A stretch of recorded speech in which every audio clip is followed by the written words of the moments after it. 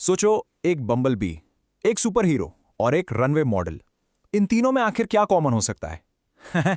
सुनने में तो किसी जोक जैसा लगता है ना? पर इसका जवाब साइंस, मिथ और आर्ट के एक ऐसी जगह पर है जहां तीनों आके मिलते हैं। चलो इस पजल को सॉल्व करते हैं, एक एक पीस जोड़कर। तो पजल का पहला पीस बम्बलबी। पता है, कई सालों तक ना ये छोटा सा इंसेक्ट एक अजीब सी साइंटिफिक सेलिब्रिटी बना हुआ था। क्यों? क्योंकि साइंटिस्ट के हिसाब से फिजिक्स के रूल्स के मुताबिक इसका उड़ना इम्पॉसिबल था। अब आते हैं पीस नंबर 2 पर। एक ऐसा सुपर हीरो जो फ्लाइट के सारे रूल बुक ही फेंक देता है। भूल जाओ केप को, भूल जाओ चेस्ट से आने वाली पावर को। इसकी फ्लाइट शुरू होती है इसके एंकल से, हाँ, टखनों से। एक ऐसा आइडिया जो पूरी तरह बदल देता है कि एक सुपर हीरो हवा में कैसे दिखता है और कैसे मूव करता है। और हमारा आखिरी पीस ये आता है हाई फैशन के रनवे से। देखो, ये सिर्फ एक ड्रेस नहीं है, ये एक स्टेटमेंट है। एक ऐसी क्रिएशन जो एक इंसान को एक विंग्ड क्रीचर में बदल देती है।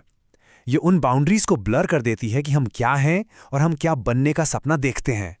तो चलो पहले पीस से शुरू करते हैं, ये साइंटिफिक पैराडॉक्स। कई सालों तक अजीब बात यह थी कि सवाल ये नहीं था कि बम्बलबीज कैसे उड़ती हैं। असली सवाल ये था कि भाई, ये उड़ पा कैसे रही हैं जब हमारी सारी कैलकुलेशंस, सारा साइंस चीख चीख कर कह रहा था कि ये इम्पॉसिबल है। ये सारी कहानी शुरू हुई 1930s में। सोचो, उस वक्त के एरोडायनामिक इंजीनियर्स जो अभी अभी जबरदस्त एयरप्लेन्स डिजाइन कर रहे थे, उन्होंने सोचा चलो यही फिजिक्स बम्बलबी पर लगाते हैं। उन्होंने बम्बलबी के पंखों को देखा और उन्हें एमआई एक प्लेन के फिक्स्ड विंग्स जैसा मान लिया। और उनका रिजल्ट साफ था, इतने छोटे से पंख इतने भारी शरीर को उठा ही नहीं सकते। क्लासिक केस है ना, गलत प्रॉब्लम के लिए गलत टूल इस्तेमाल करना।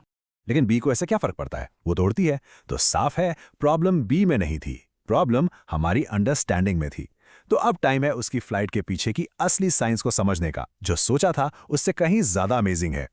ओके, तो यहां से चीजें सच में इंटरेस्टिंग हो जाती हैं। बम्बलबीज देखो, अपने पंख सिंपल ऊपर नीचे फ्लैप नहीं करती, नहीं, बल्कि वो एक अजीब सा स्वीपिंग रोटेटिंग मोशन यूज करती हैं। इससे होता क्या है, इससे उनके पंखों के आगे हवा के छोटे छोटे टोर्नाडोज बन जाते हैं। साइंटिस्ट इन्हें वोर्टिसेस कहते हैं। और यही वोर्टिसेस एक्स्ट्रा लिफ्ट जनरेट करते हैं। और इतना ही नहीं, उनके पंख बिल्कुल स्टिफ नहीं होते, वो फ्लेक्सिबल हैं, ट्विस्ट कर सकते हैं एक स्पेशल प्रोटीन रेजिलिन की वजह से, जो उन्हें हवा में सुपर स्टेबिलिटी देता है। और फिर आती है स्पीड। जरा इस कंपैरिजन को देखो। एक हमिंगबर्ड, जिसे हम सुपर फास्ट विंग्स के लिए जानते हैं, वो सेकंड में 50 बार पंख फड़फड़ाती है। इंप्रेसिव है ना? पर बम्बलबी वो 200 तक जा सकती है, एक सेकंड में 200 बार। ये अनबिलीवेबल पावर आती है इनडायरेक्ट फ्लाइट मसल्स से। ये मसल्स सीधा पंखों को नहीं खींचती, बल्कि बी के पूरे चेस्ट यानी थोरैक्स को वाइब्रेट करती हैं, जिससे पंख इतनी तेजी से घूमते हैं।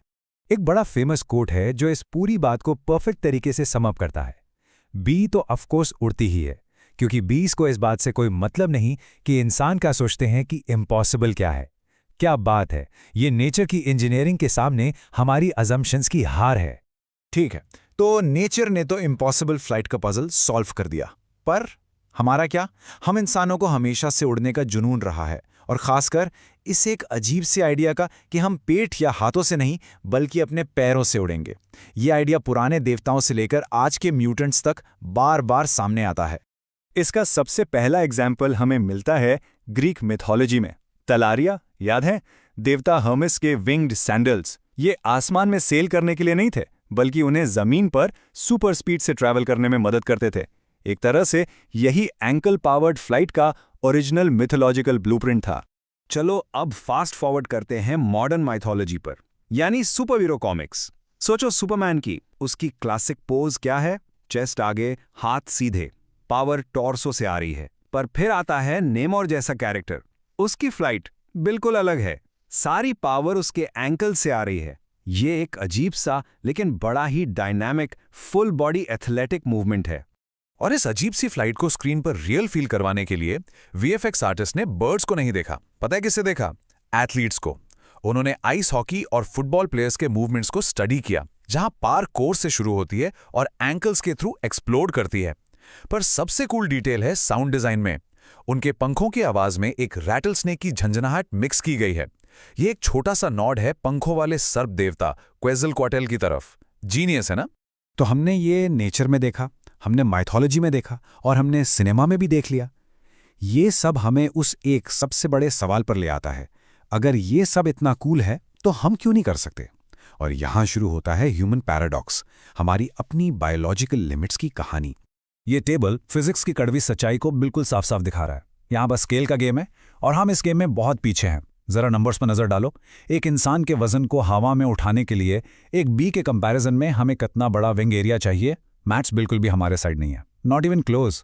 चलो इसको एक नंबर देते हैं। एक एवरेज इंसान को अगर सिर्फ 10 मीटर पर सेकेंड यानी एक ठीक ठाक दौड़ने की स्पीड से उड़ना हो तो पता है कितना विंग एरिया लगेगा? करीब 14 स्क्वायर मीटर्स। ये लगभग 13 मीटर या 42 फीट का विंग स्पैन बनता है, मतलब एक छोटे प्लेन जितना। हमारी बॉडी ऐसी किसी चीज को ना तो सपोर्ट कर सकती है और ना ही पावर दे सकती है। प्रॉब्लम सिर्फ साइज की नहीं है, स्पीड की भी है। हमारी मसल्स सिंक्रोनस सिस्टम पर चलती हैं।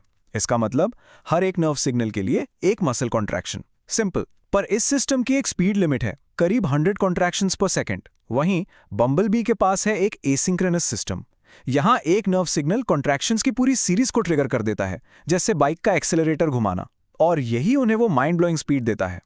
और शायद सबसे बड़ी दीवार तो हमारे नर्वस सिस्टम में ही वायर्ड है। एक मॉलिक्यूल है, नाम है एफ्रिन B3। ये मॉलिक्यूल हमारे चलने के लिए सुपर इंपॉर्टेंट है। यही इंश्योर करता है कि हमारे हाथ पैर एक के बाद एक आगे बढ़ें। पर आयरनी देखो, वही सिस्टम जो हमें चलने में हेल्प करता है, वही हमें उस सिंक्रोनाइज्ड फ्लैपिंग मोशन से रोकता है जो बर्ड्स को उड़ने देता है। मतलब साफ साफ कहें तो हमारी बायोलॉजी ही हमें जमीन से जोड़कर रखने के लिए बनी है। तो अगर बायोलॉजी कहती है नो, तो हम क्या करते हैं? हम मुड़ते हैं इमेजिनेशन की तरफ। और यही वो पॉइंट है जहां सारे अलग अलग धागे, बी की साइंस, सुपर हीरो का मिथ और हमारी अपनी फिजिकल लिमिट्स आकर एक साथ जुड़ जाते हैं।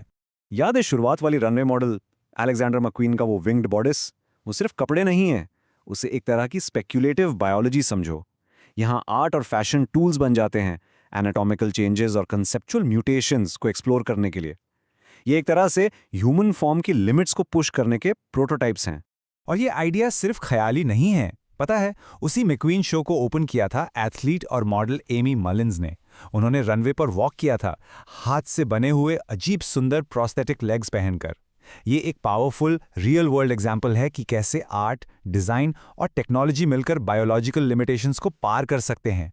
ये कोड इस पूरी बात का एसेंस पकड़ता है। पंख हमेशा से ही मोबिलिटी और टेक्निकल स्किल का सिंबल रहा है, चाहे वो बायोलॉजिकल हो, टेक्नोलॉजिकल हो या आर्टिस्टिक। पंख हमेशा हमारी उस ख्वाहिश को दिखाता है कि हम अपनी लिमिट से आगे जाना चाहते हैं। और इसके साथ हम आते हैं फुल सर्कल। मिथ्स, कॉमिक्स और हाई फैशन, ये सिर्फ कहानियां या कपड़े नहीं हैं। ये वो ड्राइंग बोर्ड्स हैं जहां हम अपने एवोल्यूशनरी ड्रीम्स के ब्लूप्रिंट बनाते हैं। ये वो जगह है जहां हम उस फ्यूचर को इमेजिन करते हैं जो हमारी बायोलॉजी से बंधा हुआ नहीं है। हो सकता है हमारी बायोलॉजी हमें जमीन पर रखे फॉर नाउ, लेकिन हमारी इमेजिनेशन, उसकी कोई सीमा नहीं है। सवाल बस इतना है, आगे वो कहां उड़कर जाएगी?